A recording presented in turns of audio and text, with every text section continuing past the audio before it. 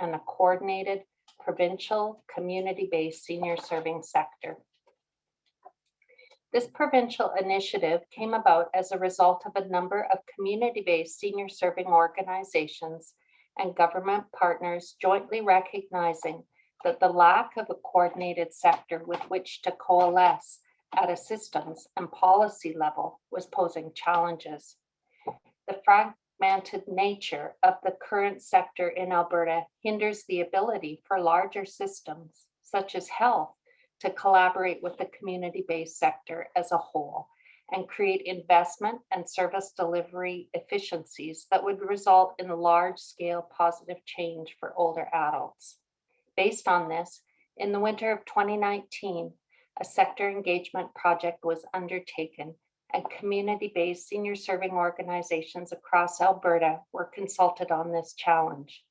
The community consultation process resulted in a What We Heard report.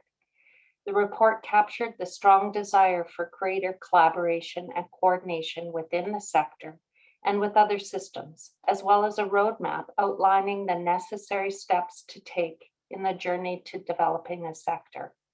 Due to the pandemic, Core Alberta was prioritized as one of the first activities to undertake related to this work due to the critical need for community organizations to communicate, collaborate, and share information during these unprecedented times.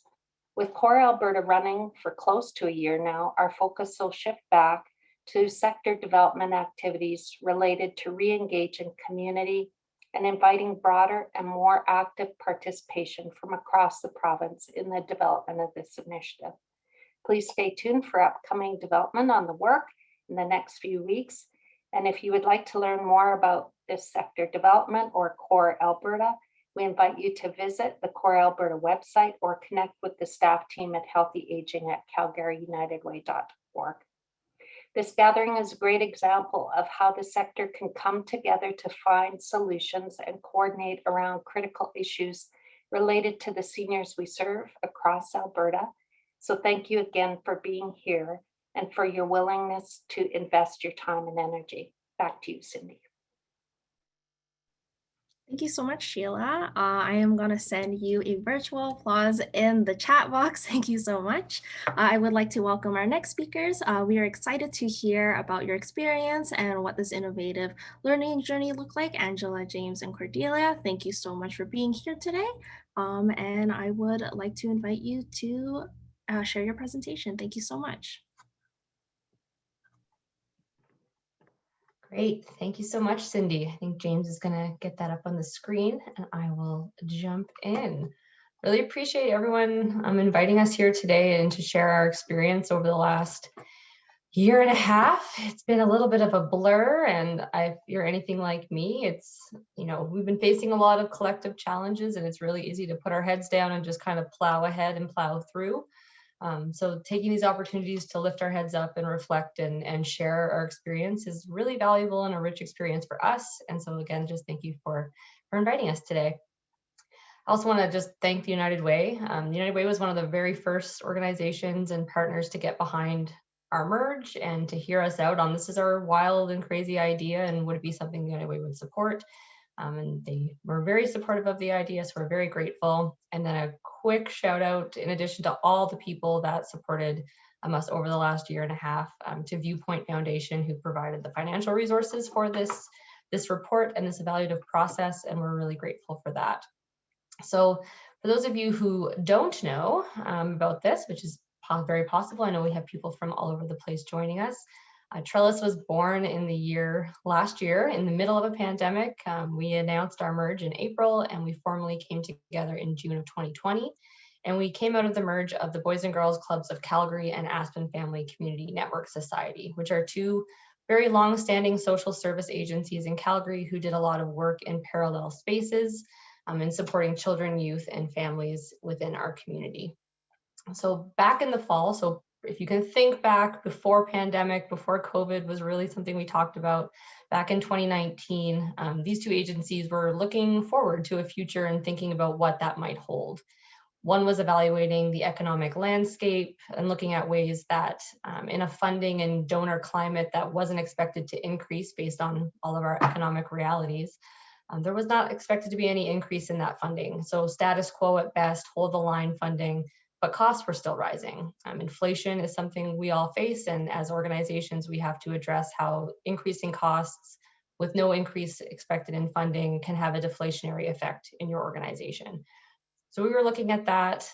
The other organization, the one from my legacy organization, was looking at another really significant forward-thinking event, which was the transition of a longstanding CEO who had been at the helm of this organization for years.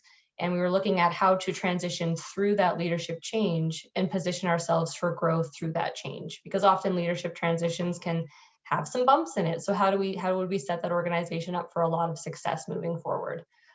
And these two CEOs, coming from those different perspectives of protecting your organization against this economic reality and protecting your organization through a really significant change, came together with kind of a wild idea within the sector, which is, what if, in order to protect ourselves from both these things, we grew? We came together, we combined our organizations to reduce duplication, streamline our services, and then reinvest any of those cost savings back into frontline service delivery, which is why we exist as nonprofits.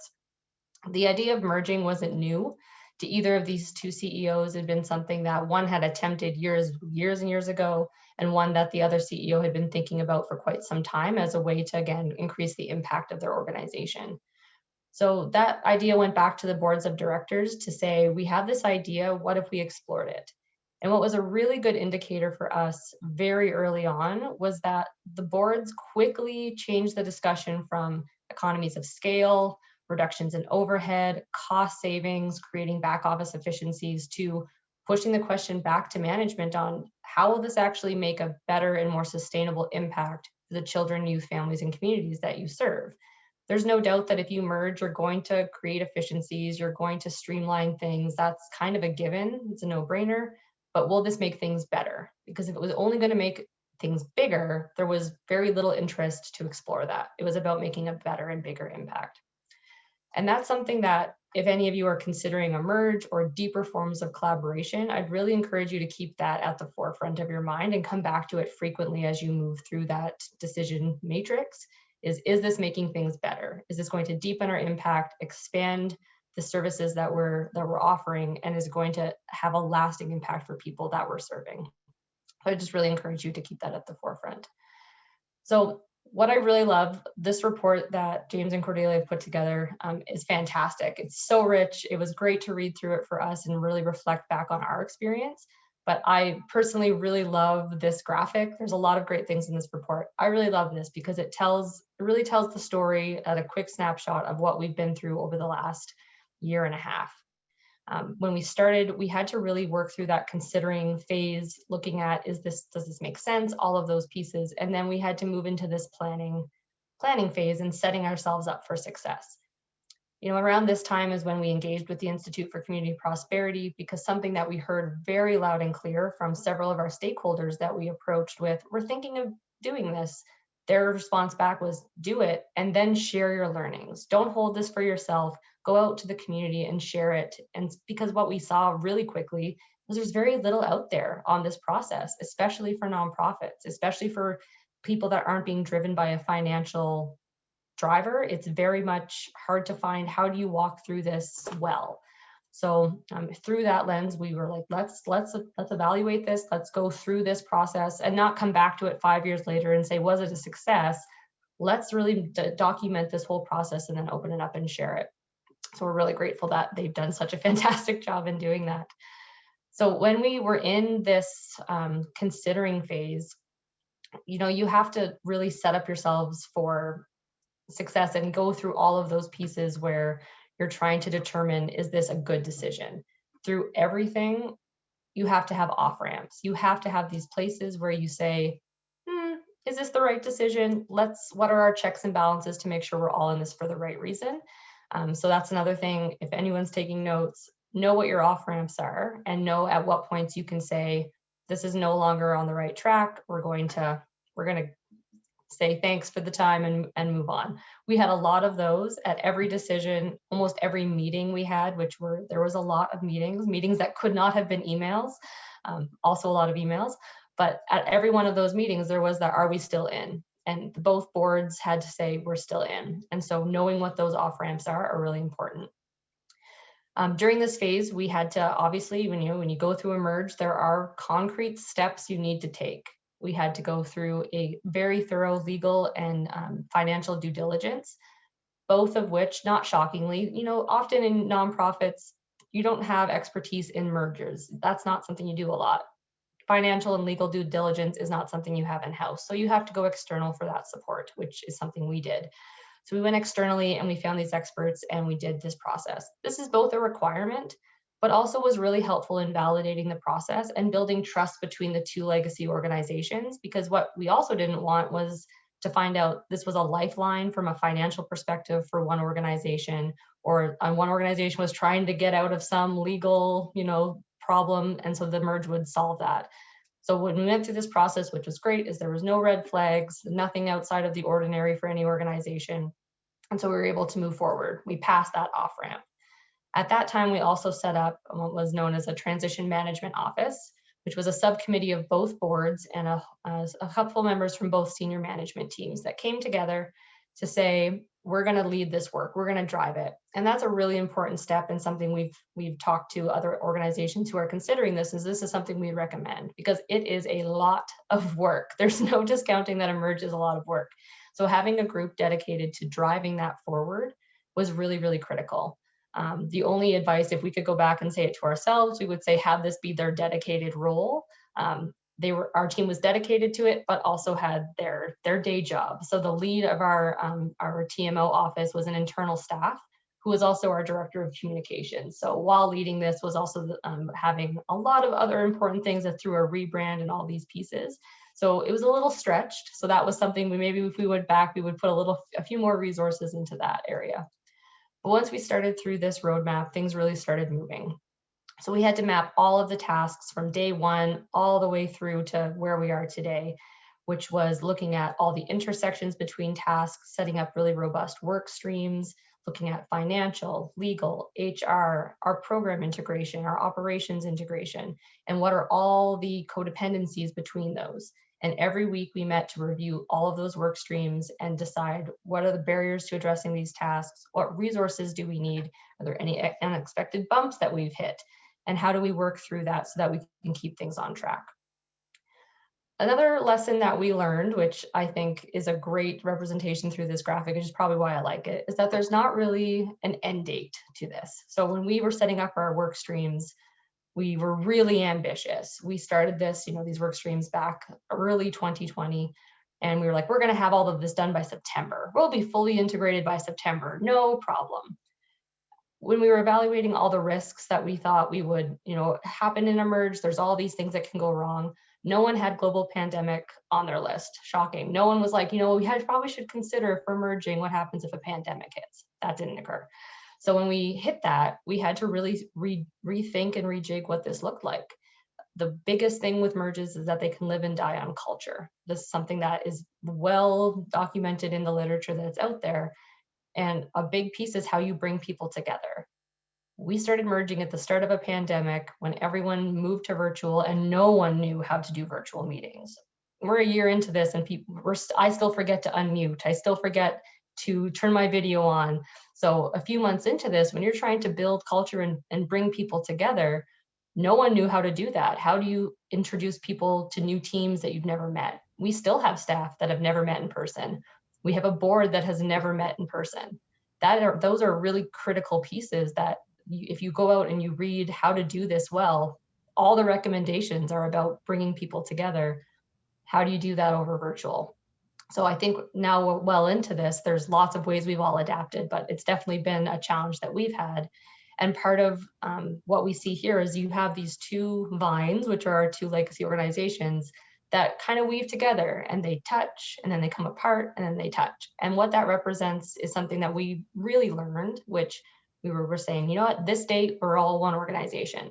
It's not really the case. You end up operating in 3 different organizations for far longer than you expect. you're operating your 2 legacy organizations, and then your 1, as you're trying to bring everyone together and create the culture that invites people to participate. So that is something that we've really learned and we're continuing to work through. And I think in a lot of ways, a year into this, we're further ahead than we thought we'd be. And in other ways, we're a little bit behind. But what's been really fantastic is the support that the community has given us through this time, as well as the early indicators that we did this for the right reason, and that the people that we're serving now have access to more supports, a more holistic continuum of care, and that the barriers that they previously faced in accessing from multiple organizations have already decreased. Instead of someone going to one of our programs and then having to be referred to the other organization's programs, they're able to intersect, and we're able to do that internally in a much more seamless way, which for early days is very exciting for us. And again, I think goes back to that early question of, are we doing this for the right reason? Is this making a bigger impact for the people we're serving? And so far, we found that it has. We're very excited to keep moving forward, and it's been an incredibly rich experience. I don't want to take up too much time because I know you're all very excited to hear more about the framework. So I'll leave it there and I'll pass it over to James, and I know we'll have time for questions at the end. So I'll pass it over to James, and thanks for everyone's time.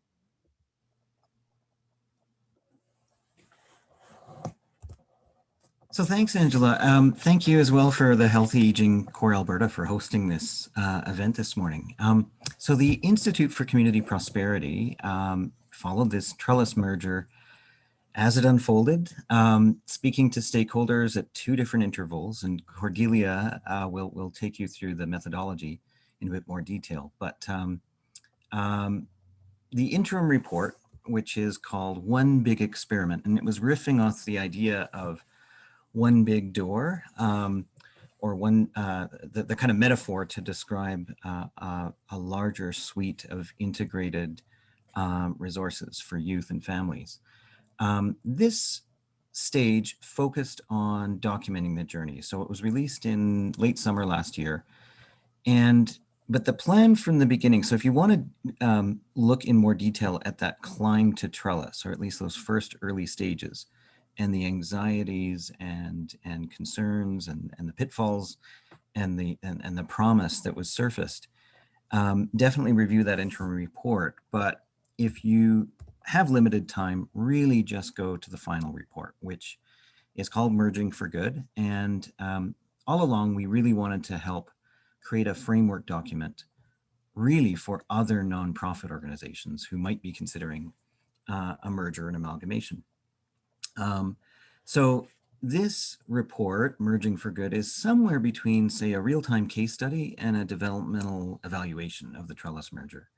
The vast majority of resources that are out there on nonprofit mergers are written either from a legal perspective, and they're produced by law firms or lawyers, or are written from an accounting perspective and written typically by accounting and financial services firms.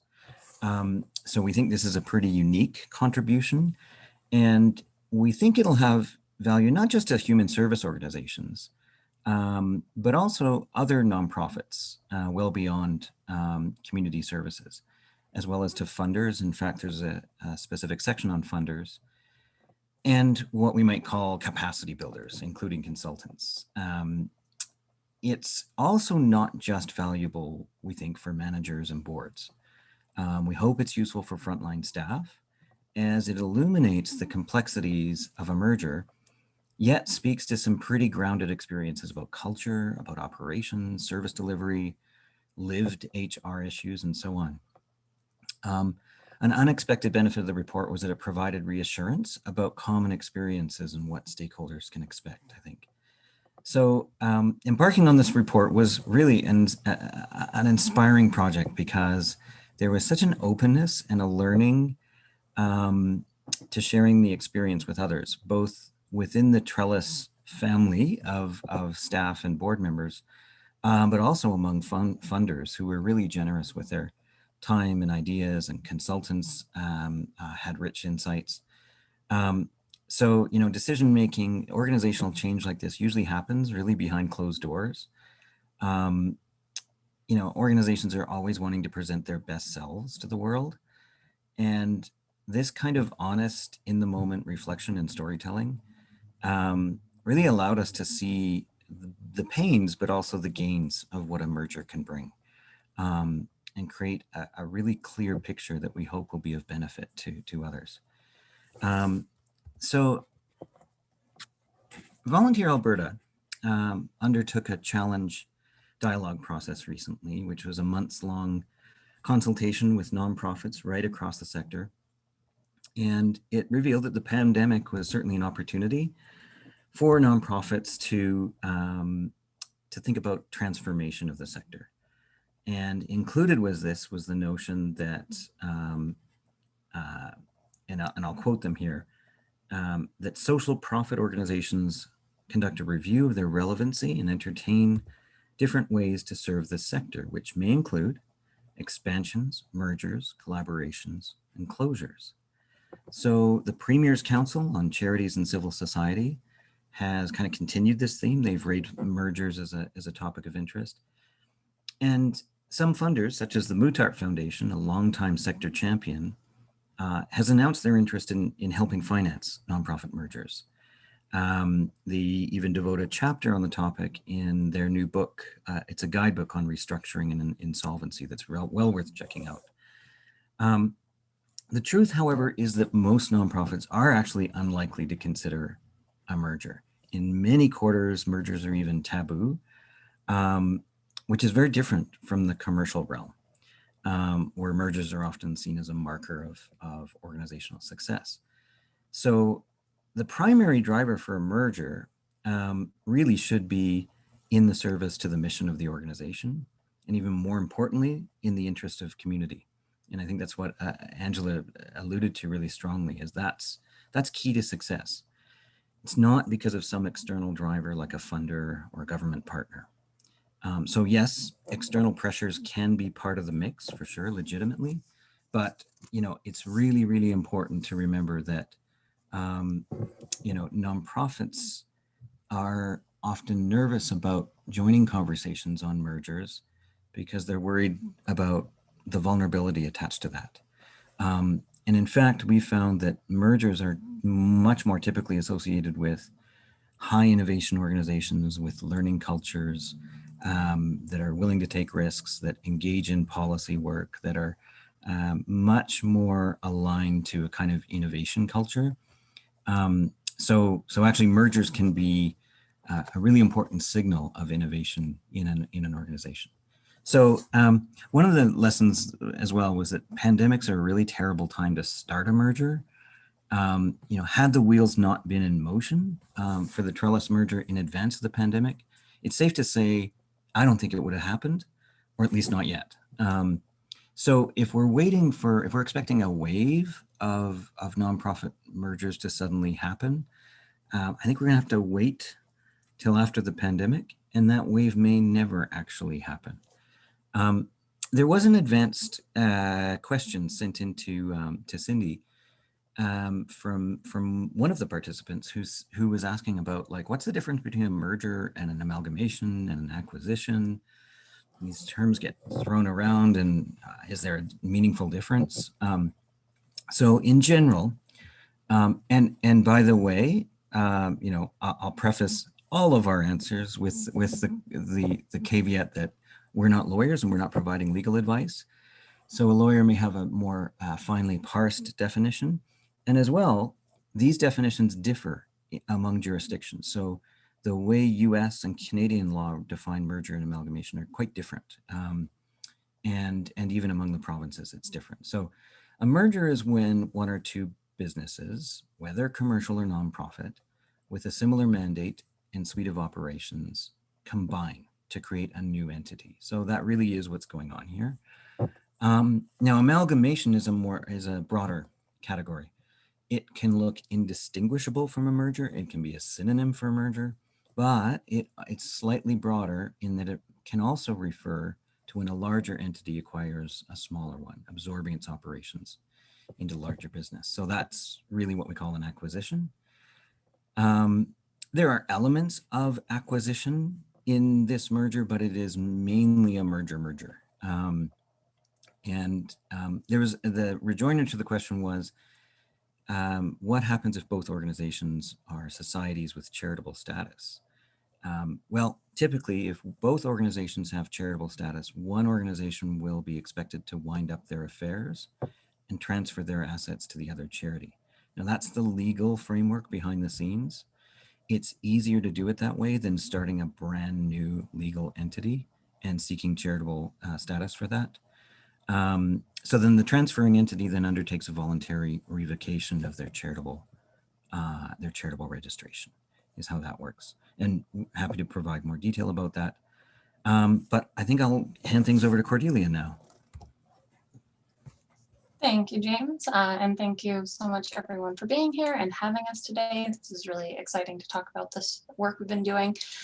So regarding the methodology, the Merging for Good report was built largely from 2 rounds of conversations. We had 43 meetings with 34 stakeholders, which included board members, management, staff, donors, consultants, and a few nonprofit merger veterans. With these conversations, we were really focused on capturing experiences in the moment, but we also wanted to look at how perspectives changed over time.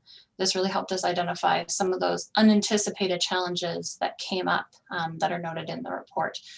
We also reviewed a variety of literature to inform and compare our findings to the interviews. This included both academic and non-academic sources, human service organizations, nonprofit and for-profit experiences, as well as written, audio, and visual resources. We really wanted to seek out a breadth of resources, so we would not only include a diversity of perspectives, but we also recognize, as noted both by James and Angela earlier, that there's a lot of knowledge that's inaccessible to nonprofits. Either it's behind paywalls or it's not really tailored to their experience. So we wanted to take as much information as possible and distill it into our reports that are openly accessible. I will also note here that while clients are a significant stakeholder group in mergers, we did not include clients in our conversations due to time and resource limitations. However, during our review of the literature, we did recognize that there is a need for future merger evaluations to incorporate the perspective of clients, and that would be our hope and recommendation for anyone else considering this work, is to aim to include that perspective. So moving on to the framework itself, we divided it into 3 main phases: considering whether to merge, planning the components and sequencing of the merger, and integrating the programs and operations. We provide questions to consider in each phase and devote a few sections of the report on each of the topics listed. And we'll talk about a few of them that we'll highlight in this slide, but I encourage you to check out the report in more detail. This chart helps visualize the aspects and implications of the amalgamation, and also serves as a reminder that each topic will come up again and again throughout the merger process. And that's why they're kind of repeated throughout the phasing process, or throughout the phases, because you won't just deal with it once, it's going to come up again. So for the first stage, considering, and to really build on that planting metaphor, this is where the seed of the idea appears, and where you have to start intentionally devoting resources to it. You start to explore the potential of the new entity. You start bringing on the board and sharing with key stakeholders. And much like starting a new plant, this stage might feel really vulnerable. You don't want to smother the growth, but you really also have to be intentional about how you're supporting the development of that entity. So we've mapped out 10 go, no-go questions for organizations to work through to determine if an amalgamation might be the right fit for them. We do suggest that it is important to work through them in this order, but you could kind of jump around. So primarily, the top 3, free from coercion, in the community's interest, and not driven by financial pressure, are really the foundation of the decision, as that's going to be what keeps the momentum up through the challenging times. With the financial pressure piece in particular, as James noted earlier, it isn't actually a great option for organizations that are already failing to consider mergers. And the stigma that it is only failing organizations that look at mergers is really dangerous. And we recognize that can be a barrier even to attending a webinar like this. And so I want to just take a moment to thank you again for being here, because there can be stigma in even attending something like this. So thank you for joining us. Moving further down the decision tree, does your organization have an appetite for disruption? Does it have a learning culture? collaboration experience? Is there symmetry of purpose? And is there contested leadership? These will all influence how the amalgamation ultimately unfolds. Finally, support from key supporters and financial capacity are listed as the last questions, as it is important to really critically reflect and assess as your final piece if it is actually possible. And you might not have the answers to these questions until you've processed the earlier 8. And so that's why they're really at the end. Now, I will say while these questions might be a challenge to answer or really feel uncomfortable, working through them early is vital because inevitably these are going to be the questions people ask later on in the process. So having those answers figured out up front, although they may change over time, will help you when you're challenged later on. So moving forward, for the planning and integration phases, what we're going to do is highlight a few key areas rather than dissecting each of them. And for each, there's a description in the report and then a case study box, which really dives deep into Trellis's experience. So for values and culture, governance, and human resources, I would like to highlight the governance theme. So governance is the area kind of where I specialize, and I was so inspired by Trellis's openness to just talking about their experience in a frank and candid manner, especially as it relates to the board. You know, often decision-making remains behind closed doors, but everyone we talked to was so open in telling the story so that other organizations could really learn from this report. And so they were so enthusiastic about saying these were the trials and these were the tribulations and not sugarcoating things. It was, I'd say, ultimately just refreshing their approach to the interview process. I will also note that much of the literature on mergers says boards have the power to stop a merger in its tracks. And even though in this case, both of the boards were enthusiastic, that didn't mean that any of the challenges were less difficult. And that's really important to note. Even if everyone is excited for it, it's still difficult work. And finally, with governance, the 2 points I'd like to note is one, to set aside personal interests or attachments to the previous organizations. Something like the composition of the board or the number of members should not be the thing that ultimately stops the merger. But second, it's really challenging to navigate how much you should prepare for the new board. Does the existing boards kind of set up the framework to try and set them up for success, but then the new board will come on and be limited, or should the new board be given as much flexibility as possible to make their own path and culture? So that can be really hard to predict how much you need to set up for them to be successful. So next, we highlight financial considerations, legal and regulatory considerations, and branding and external communications. I'll say the overall takeaway for these thematic areas is that these are the areas where you will most likely need outside support in the form of consultants. You might have some experience to be able to navigate these challenges, but I'd say given the stakes and the potential cost of any errors made, it's probably best to secure resources to engage consultants to help you navigate these areas. We then address funder and donor stewardship, which James will cover more fully in a few slides, so I'll leave that now. Internal communication, frontline programs, and back office operations. I would like to highlight the last two for this section as they relate to the 2 types of ground level staff or non-management generally. There is the potential, while you're selecting systems, processes, and policies, to create what one described in the interviews as an us versus them of frontline versus back office. In this, clear communication and transparency in decision-making is vital to managing this challenge, as any prioritization of policy needs or back office functionality over the needs of clients may be seen as a waste. Now, this is not unlike kind of the day-to-day operations of an organization in non-merger times, but the stakes here are much, much higher.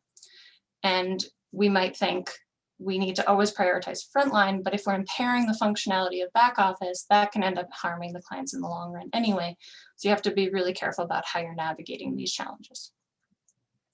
So finally, we cover space, social impact, client feedback, data, research and development, in public policy, and finding closure. And I will wrap up my points by focusing on celebrating and grieving the legacy.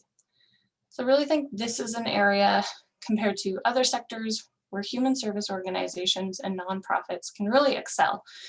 There is a potential pitfall if we do follow some of the recommendations from for-profit mergers. So it's important to recognize the unique attachment staff, volunteers, and other stakeholders will have to the legacy organizations. And we need to acknowledge that they are going to value losses very differently than colleagues in the for-profit sector might. We need to make space to grieve so it normalizes how people are feeling, and we need to do this work up front.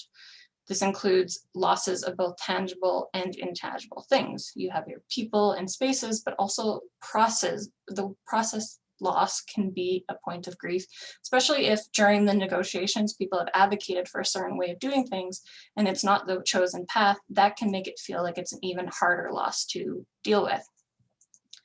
I'll also say you may find that people are surprised that they're feeling grief. So providing optional opportunities for closure will let people opt in if they feel they need it, and they don't have to ask when they're already feeling shocked that they are feeling grief.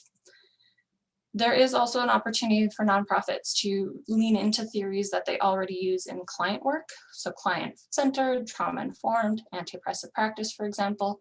These will help the organization use some tools that they already know to deal with supporting their staff and other stakeholders through this challenging process and to create a sense of unity behind the new organization. Now I'll pass it back to James.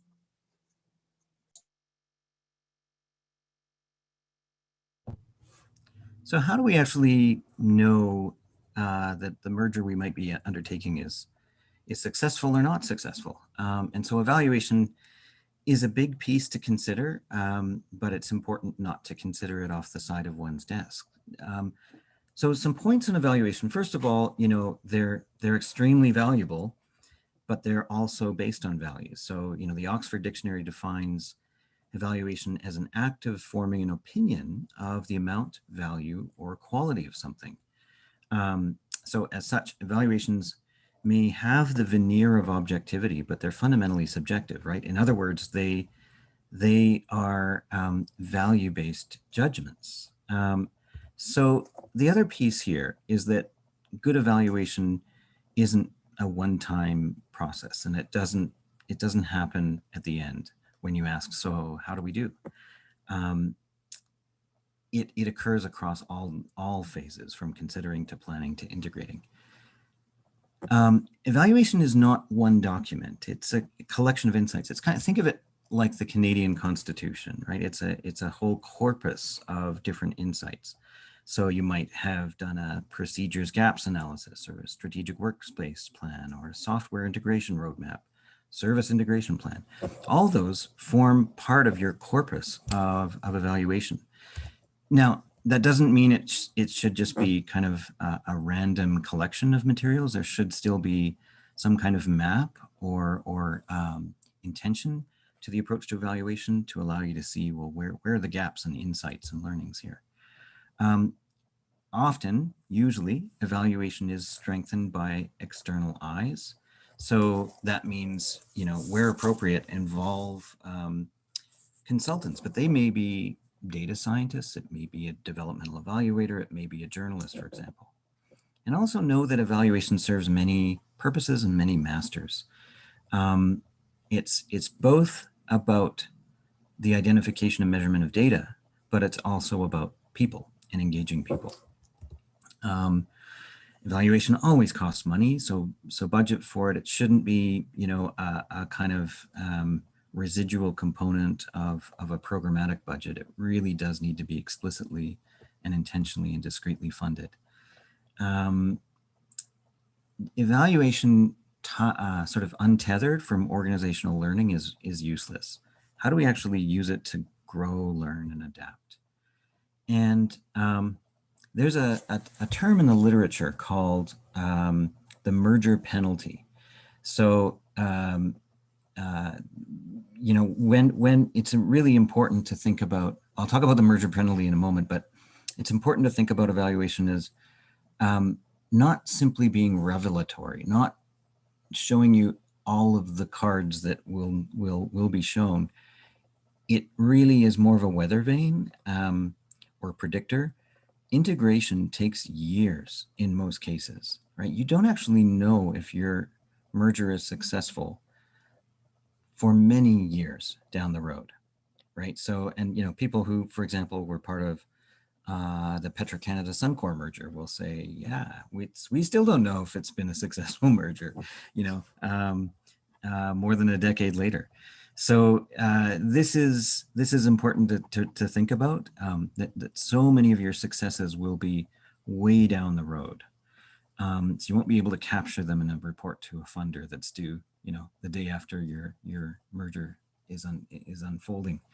So there are lessons for funders that we've included. We've actually included a whole section for funders.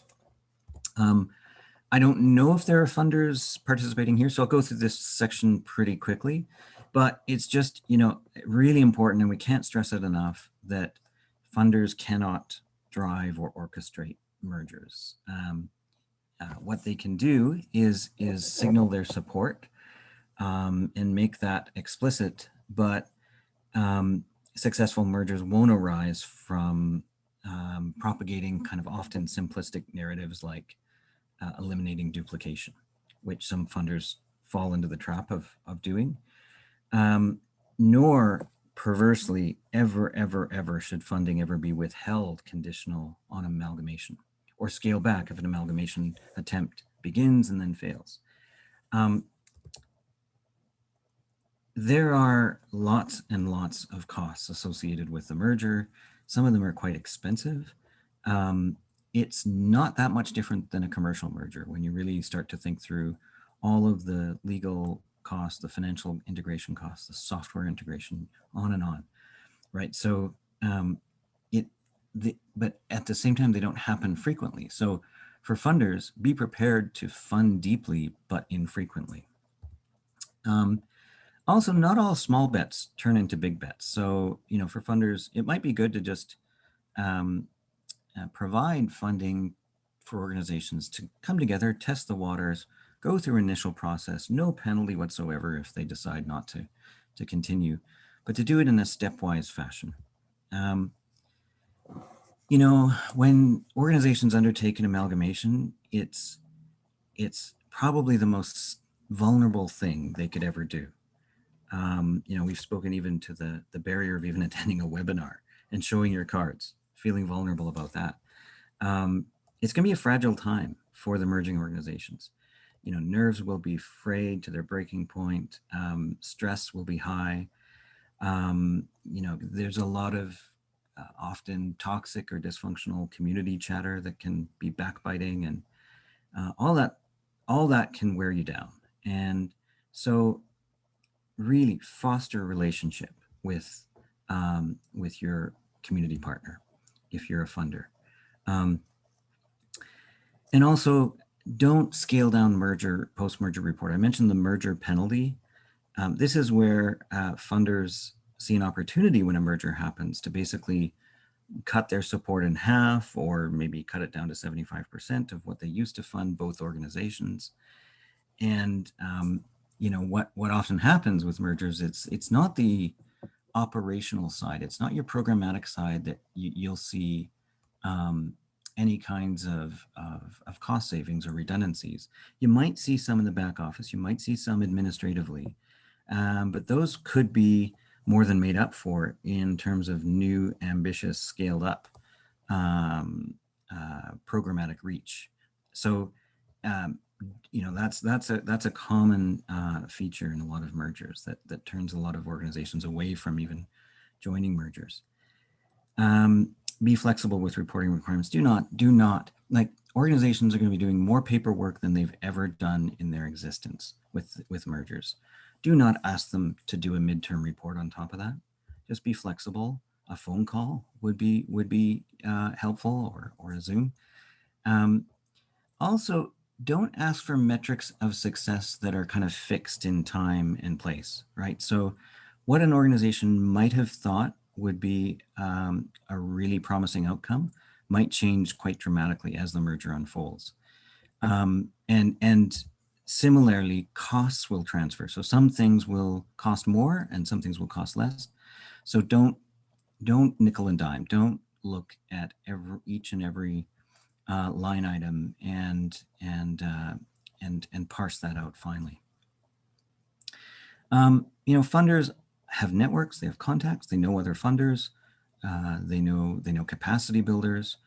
Really go beyond funding and leverage your financial investment.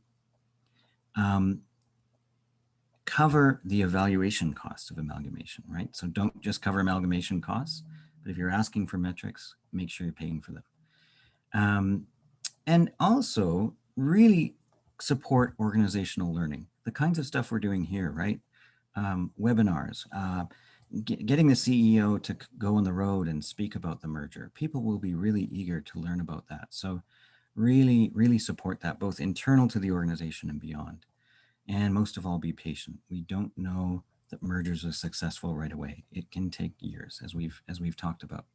And finally, build collective knowledge. So if you are potentially considering embarking on a merger, make sure it's not just the domain of the CEO or the board, right? So let your senior managers in on it, let your frontline staff in on. You don't have to share the details, right? There'll be moments where you do have to engage in a very, a non-disclosure agreements and you will have to withhold information at strategic points from your entire team. But let the team know that this is part of your leadership style and philosophy, that you are open to considering mergers with other organizations, to be determined, right? Details to be determined.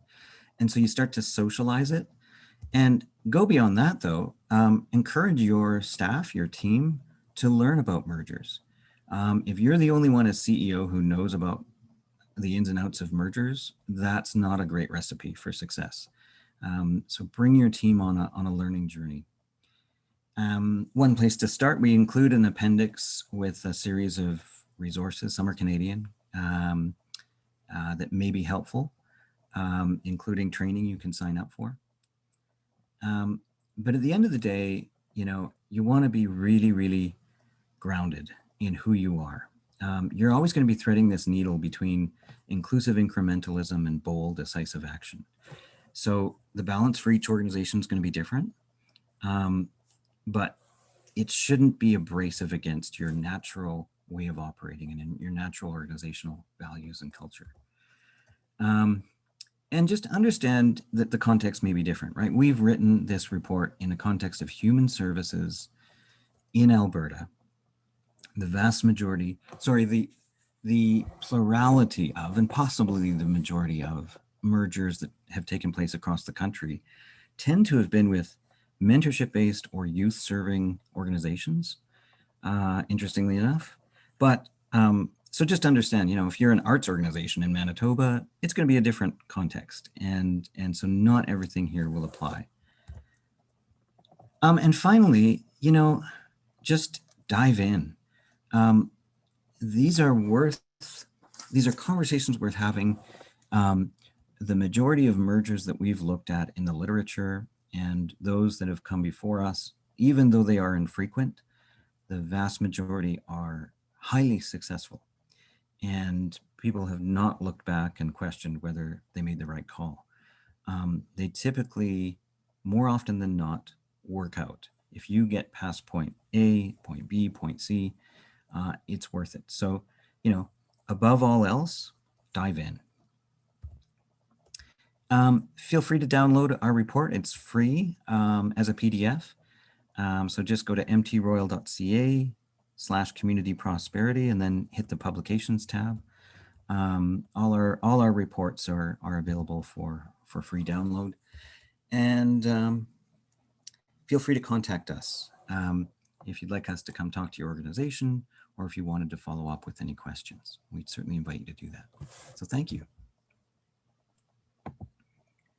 Yeah, Yeah, thank you so much, Angela, Cordelia, and James. I know I learned a lot, and I'm excited for our Q&A portion. But firstly, I would like to invite attendees to take a break for around 5 minutes. We will resume at 10. We understand that Zoom can be tiring, and so we want to make sure there is time to process the presentations as well as prepare for the next part. We will have some polls for those who would like to stay and just be engaged that way. Miriam, please take it away. But if you do want to take a break, you are welcome to. Thank you.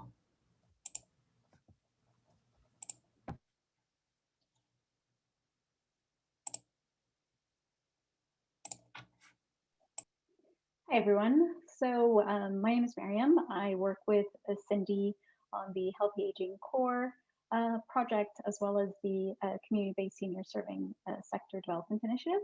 And I'd just like to run a couple of fun polls, nothing too serious, just to give us a little break and allow you to process some of that information before you ask your questions. So I'm just gonna launch the first poll. And we're just curious what region you are joining us from in the province, or perhaps you're from out of province. I'll just give you about 30 seconds just to put your answers in the poll.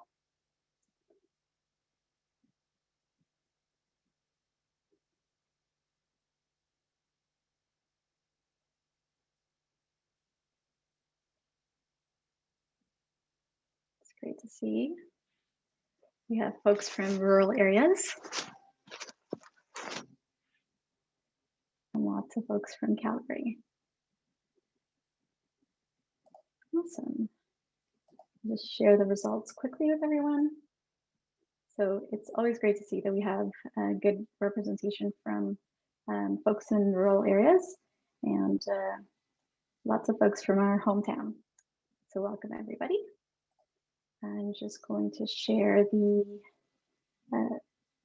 second poll here, just on the type of organization that you are affiliated with. And I'll also just give everyone about 20 seconds here to answer.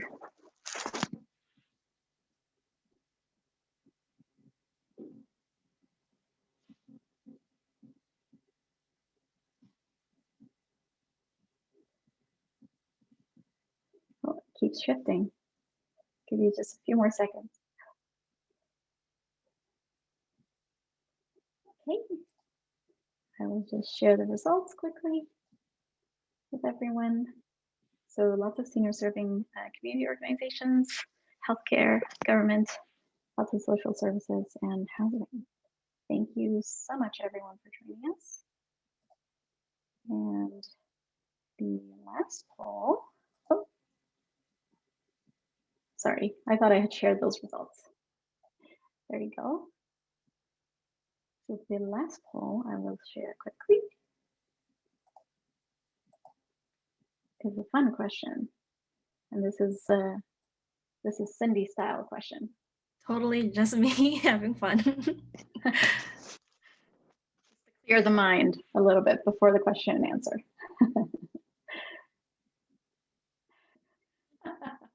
If it changes the answer, Tom and Jerry is only available on Amazon Prime. So sorry, Cindy, you're still losing. Here we go. I'll share this one quickly. Obviously, Netflix is the winner, hands down. Thank you, everyone, for playing along. And I think we still have just a minute left in our break, and we will start our question and answer portion. Thank you so much.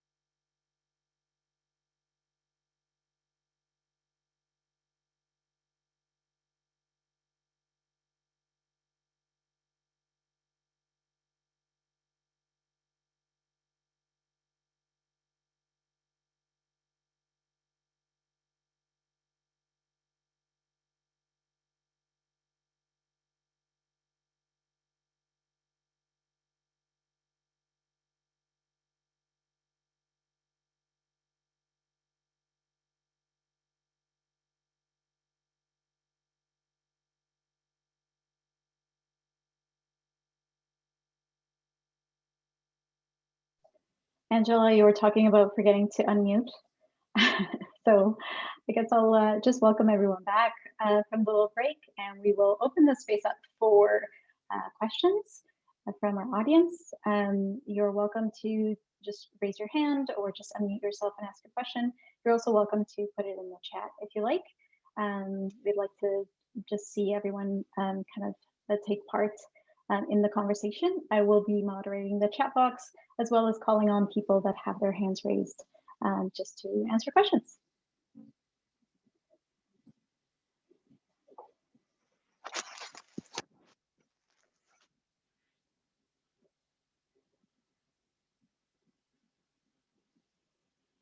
Don't be shy. I see that we have a question from George in the chat box. I can read it out, or George, you are also welcome to unmute yourself if you wanted to ask. But George asked, do you have any thought to James and Cordelia to start off with that? Do you have any thoughts on how funders of different organizations should collaborate or coordinate as the respective organizations they support consider a merger? And then the second part of that question is that, are there any best practices in terms of working together without it evolving into a turf war?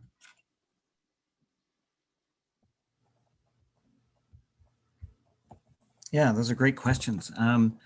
So, and I'll defer to Angela for part of this, because I don't know, Angela, if what I know that Trellis was really careful about doing was briefing funders collectively.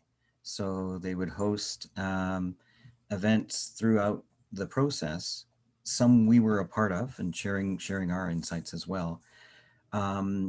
With all of their funders. So, and Angela, correct me if I have any of that wrong. That was one effort to make sure that everyone was kind of on the same page and that there was transparency. And so I think funders feel a sense of confidence if they know other funders are at the table. But this was an opportunity to actually provide them with a joint update so that funders aren't getting disparate or different information. They're all on the same page. So, but Angela, you can provide more context or nuance to that, I'm sure. Sure. Yeah. So something we did very early, this would have been early fall 2019, was both of our CEOs and sometimes a few board members went to our funders and some of our core donors. Because what we found, which is not surprising in nonprofit, is that almost 100% across the board, we shared the same funders. There was a few small nuances, but for the most part, it was shared funders and a lot of shared core donors. So we didn't want them getting piecemeal information. We wanted to approach them as a collective and say, we're interested to do this. And as James spoke about that merger penalty, basically say, if we do this, will you continue to support us at the level of funding that we are currently receiving separately? So don't bring us together and then cut us. And we were able to get some, in no cases where it was like signed on the dotted line, which is kind of what we were hoping for.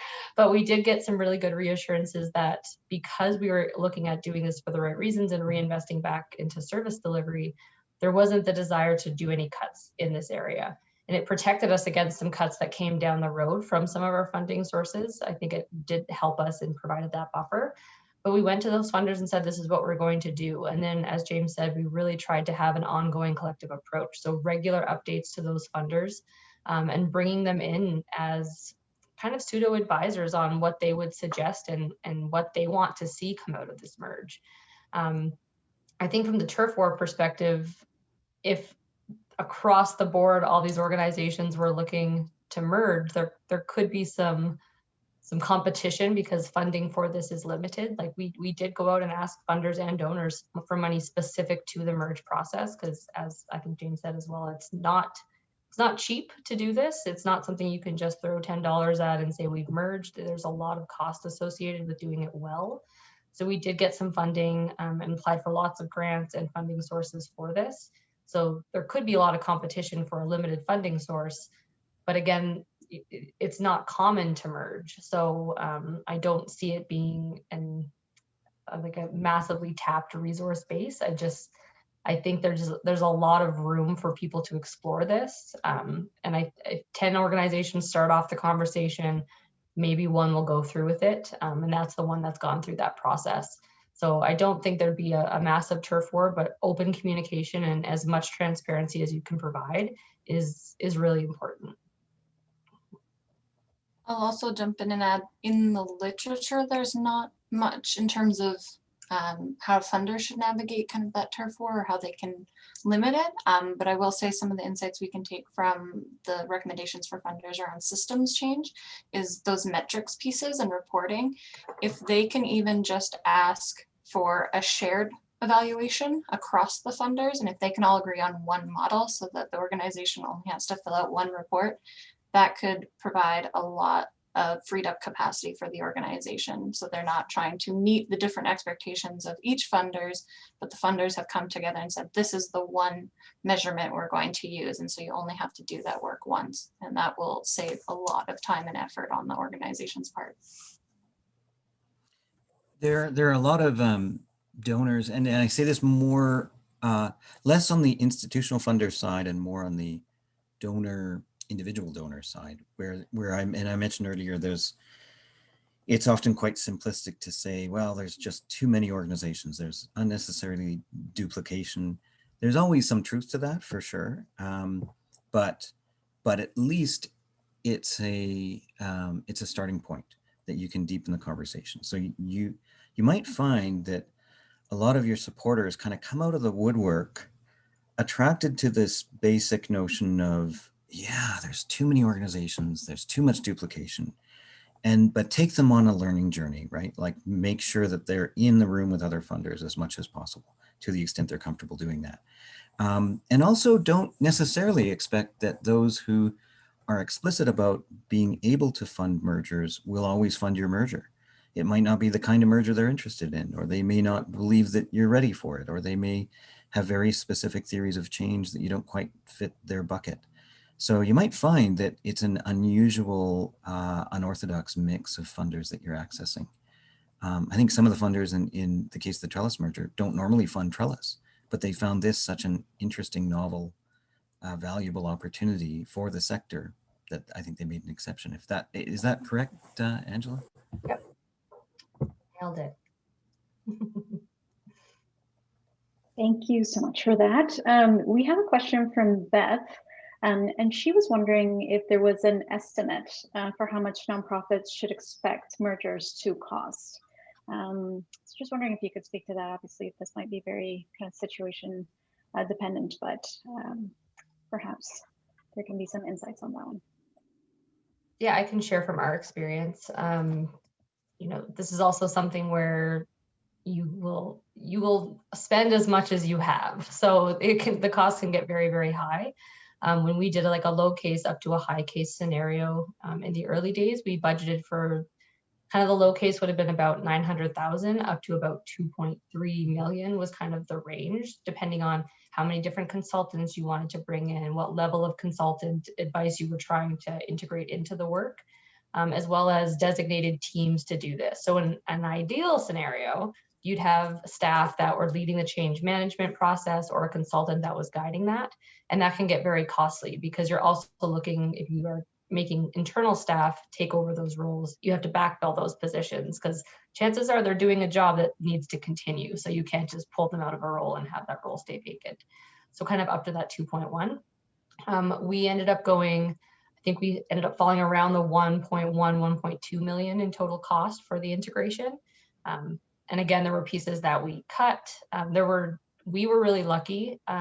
This is one of the silver linings of the pandemic, is that in a lot of places in the early days of the pandemic, especially, people were trying to figure out how to keep their staff employed. What does this look like switching to virtual? So we ended up getting quite a lot of in kind from some of our vendors. So our consultants often came back and said, we want to keep our staff working and we're really invested in this project, so we'll give a discounted rate. So we were really lucky in that perspective. And also as a nonprofit, you tend to get people who are a little generous to support you through this. So we will end up being around the 1.2 million mark, but easily if we had another 500,000, another 750, we would have very easily spent that and put it to really good use. But you have to prioritize what your costs are and what your priorities are, and leverage what internal expertise you have and what you don't. So the financial due diligence, legal due diligence were two areas where that's not our expertise. So you have to bring that in. The change management process, we had some expertise with that internally, but because it's such a large project, we brought in some of that to lay that initial groundwork and had a PwC kind of map that out for us. So that's something we could have done in-house, but the amount of work that went into just laying that foundation, that money was very well spent. So we feel we could have gone a bit bigger with the budget, but you also have to go with what you have, and you can't draw from your existing contracts or your existing budget. So you have to source that separately from your day-to-day operations. And it might be worth adding that even though mergers are very expensive, and you should be fully aware of that, and that's helpful to have, Trellis has figures, and you might be able to scale it. You can scale it down based on the scale of the merger, but there's limits to that, because you'll still need legal support. You'll still need probably other forms of outside consulting, unless you are incredibly tiny and grassroots. So just like a commercial merger, they're very expensive. But it's also true that other forms of deep collaboration, so for example, collective impact initiatives, are also expensive. So it's not necessarily the case that that shouldn't be a disincentive to embark on this just because of the cost, because other forms of collaborating in the interest of the community could be just as, if not more expensive. So it's important to think of that bigger picture too. Awesome. Thank you, Angela, and thank you, James, for that insight. We have another question from George for Angela. Is it important to set a scope and an associated budget from the outset to avoid cost creeping out of control? What was PwC's role to map this out in terms of in-house versus consultants and the associated budgets with that? That's a really good point, George. We made a really concerted effort early days to lay out this budget and what we were willing to spend in what areas. PwC had a bit of a role in that because they had done phase one of our financial due diligence. So they were able to then help us make estimates of what those costs might be down the road. But we also just took a really strong look internally at what our in-house expertise was, what existing consultants we already had relationships with, and how to be able to really leverage those relationships to get the best bang for the buck on all of those fees. So we were able to map that out, and we stayed really close to that budget. And obviously the pandemic had an impact on that. So we were able to then make adjustments in real time. So there were pieces of the budget that we associated costs with for very early days around, office consolidation and kind of in-person things, and being traveling to different organizations and doing some more due diligence with scoping out what happened at other organizations. All of that went kind of out the window. We still haven't consolidated our offices because everyone's just working from home for the most part. So I think it's also important from a budget perspective to look at the fact that time plays a really key factor. If you're looking to do this quickly and very fast in a short period of time, the chances are it's going to cost more. If you can space that out, the cost might end up being the same, but you might be able to leverage some of the learnings as you go to adjust those costs. So you don't have to spend it all at once, because again, these things take time. And what we learned is that most of the deadlines set, unless they were legal or regulatory requirements, were self-imposed. We would say, we need to have this done by September, and then we're killing ourselves trying to meet that date, and then step back and say, why are we aiming for this date? Oh, just because we picked it out of a hat. So able to then take a step back and say, let's space this out. We can take more time with this. And then that has an impact on both how you have time to fundraise for those costs, and also then how you can space those out just to make it more manageable. Great. Thank you, Angela. Just to follow up on the conversation about funders and unconventional funders related to mergers specifically, would you folks be able to speak a little bit just to that in terms of giving some advice on how to approach it, and maybe who are some of those, or what type of funders are some of those unconventional funders that you approached, speaking to the merger? Like, how did you frame the merger as an attractive funding opportunity? Yeah, I can take a crack at it, and James, if you have any insight, you can jump in as well. I think what we did was we looked at our existing funder and donor base and looked at what values they held, what were the priorities they were already getting behind, and did this align with that? If you're a funder that's, you know, looking to increase community impact through, you know, poverty reduction and looking at expanding the continuum of services for youth, that is what the heart of this merger is. So how do you approach those donors and say, this isn't normally what you fund, but this actually allows us to better deliver on the mandate you've given us as a funder? And so making sure that it's aligned in that way.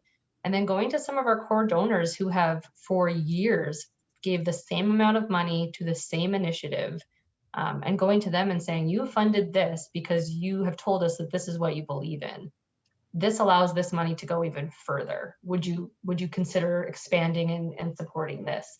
And like transparently, not everyone got behind that in terms of, oh, 100%, we're going to give you money for that. But there was lots that said, yeah, we can get behind that, and that number varied. We had members of the public hear about the merge and step in and say, I don't have a lot, but I want to give you $50.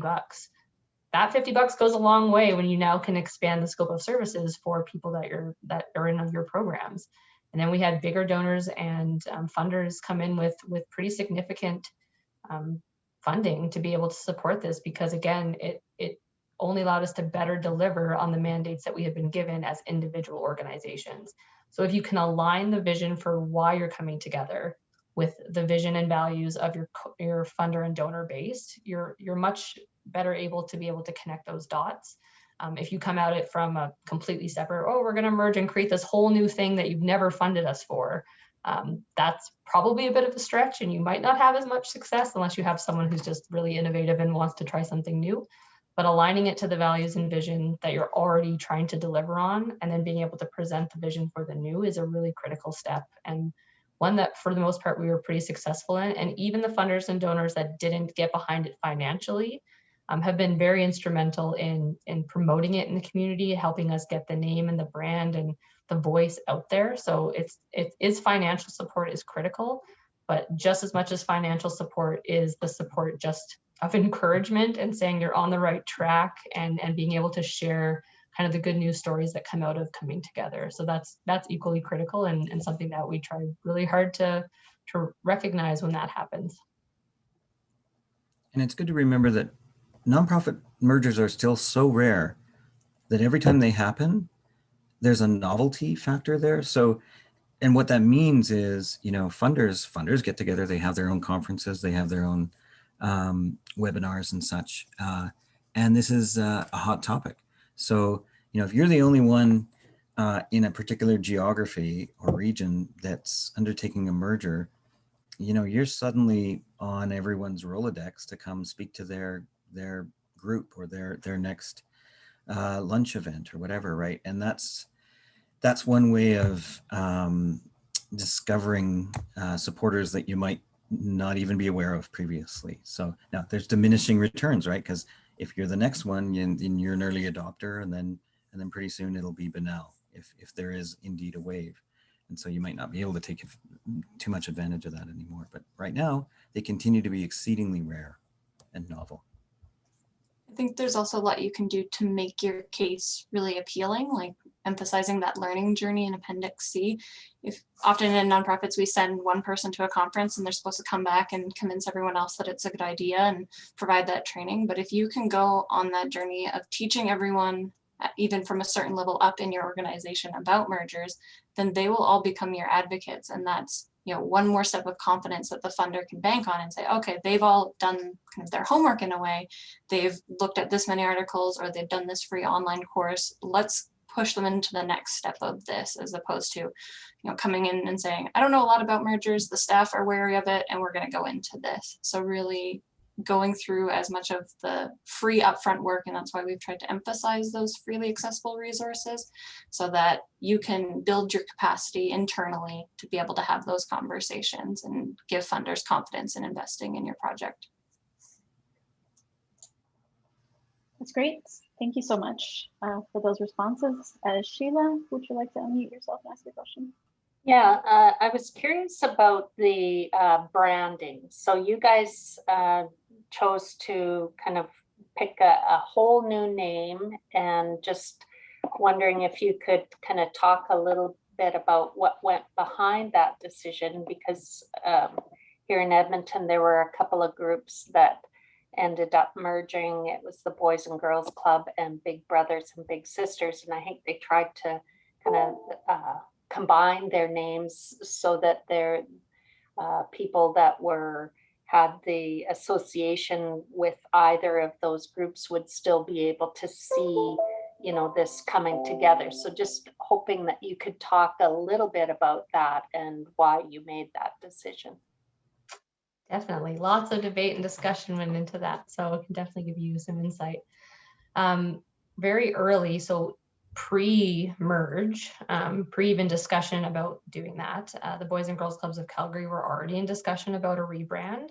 There was some you know, thoughts around the name and if that represented the full scope of work, and it was a very large member of the Boys and Girls Clubs of Canada, and so much of that work was outside of the traditional clubs. So there was already kind of some discussion happening there. Then we came together, and that all went on pause. So they had already started down that path of rebranding. And then we came together. And so that was put on pause because we wanted to really understand what the new organization was going to be.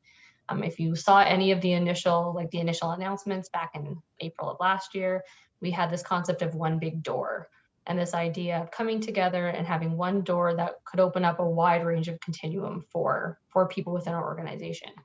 And we also wanted a name that did represent the vision behind the organization and what we did. I come from Legacy Aspen. I'd been there for years prior to the merge, and you know, outside of the social service sector, very few people knew what Aspen was. And if you say the word Aspen, it kind of represents a whole variety of things that some people get and some people don't. So that was something we were facing. And also then is Boys and Girls Clubs of Calgary a name that would represent this one big door idea? And so early on, we decided that no, this is going to be, you know, in the spirit of a true merger, we're going to have something brand new. It's not going to be one organization taking over the other. We're going to come together and co-create what this is going to be. So we went through, one of the consultants we worked with was Evans Hunt here in Calgary, who were fantastic in leading us through that branding process. That had been the group that Boys and Girls Clubs of Calgary had already been working with prior to merge. So they came together, and we had lots of, again, similar to this report, lots of stakeholder sessions to what's the vision for this organization? What are you looking to be? What are you looking to be long-term and in 10, 20, 30, 40 years when all of you people who came together to bring this organization are gone? What is this organization going to stand for? And through that, what emerged was this idea of this isn't about us. This isn't about our organization and being the forefront of that. This is about being behind the scenes and behind the people that we're serving as they grow to their full potential. That came out very, very clearly. And we wrestled with all these names and all these things came forward, and we were like, that doesn't fit. And then one meeting, someone just threw out, well, what if we call ourselves Trellis? That's the definition of a trellis. We stand behind the growth. We allow people to connect to us when they need and grow out from us. And we're rooted in community. And we all just were like, this is the name. The people that knew what a trellis was. There's a lot of people like, I don't know what a trellis was. They weren't the gardeners in the group. That's what it came down to. But that's really what stood out. And so we built from that. And we've had members of our team now who are like, can we please get away from the garden metaphor? You guys are just beating it to death. But it really just aligns, because everything we're doing is about ongoing growth, ongoing ability to reach to your full potential and grow to your full potential. And so we really latched onto that name and that metaphor, and it's now really just woven through all the work that we're doing and the internal conversations and external conversations we're having. But it was a lot of effort and work to get people, like we talked about the grief of your legacy organizations. the attachment to that name, the attachment to Aspen. There's people that have Boys and Girls Club of Calgary tattoos. So like people were very, very attached to these names, but we thought it was important to be able to represent something new in a crowded environment within, especially Calgary. There's a lot of nonprofits in Calgary, and be able to say, this is actually the vision for why we came together. Get behind this idea that it's not a takeover. It is a true coming together and creating something new. And our goal, you know, we've gone out and talked about the merge a lot, but that's not the goal long term. The goal is to step back and let the work speak for itself, and let the people that we're serving really find their rooting in the community and then be able to grow from that.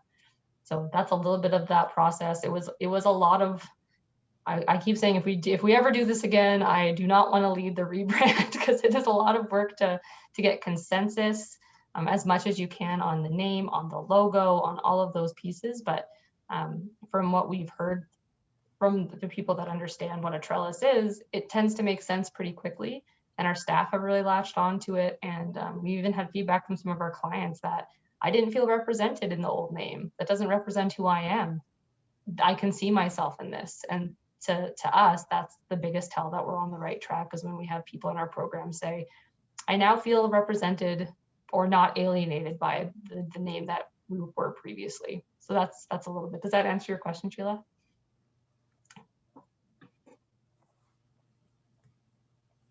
Great. Awesome. Thank you so much for that, Angela. Are there any other questions as we are coming down to our last 4 minutes? I'm sorry, there's a lot of noise behind me. Apologies.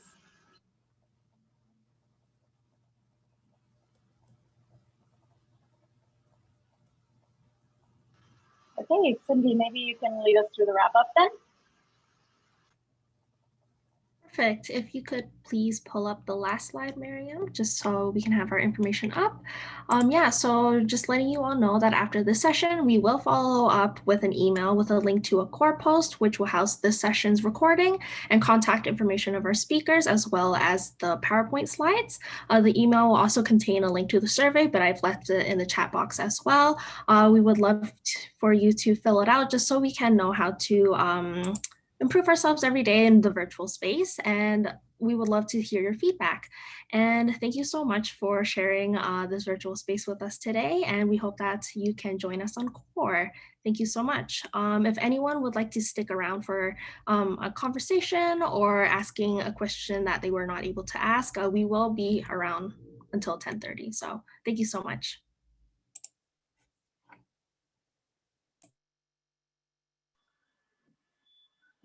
Thanks, everyone.